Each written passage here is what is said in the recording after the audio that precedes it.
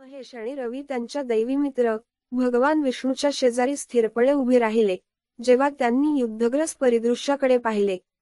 Pride of असूरच्या राक्षसी शक्तींनी त्यांच्या प्राचीन नगरात प्रवेश केल्यामुळे वातावरण तणावाने दाट झाले होते.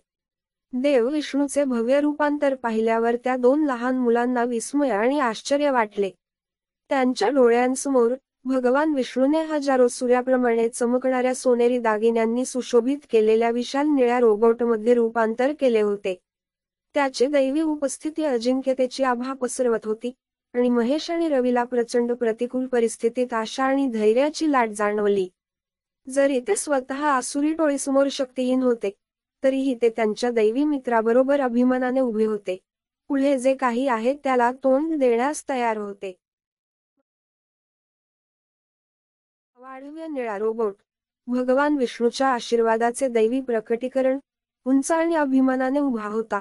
त्याचे चमकदार धातूचे शरीर सूर्यप्रकाशात चमकत होते.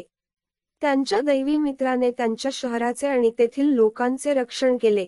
त्यांना रोबोटच्या अतुलनीय शक्तीबद्दल कृतज्ञता आणि आश्चर्य वाटले. त्यांची आई, जी सुरक्षित दुरून लढाई पाहत होती, शेवटचा राक्षस घाबरून पळून जात असताना रोबोट विजयी झाला.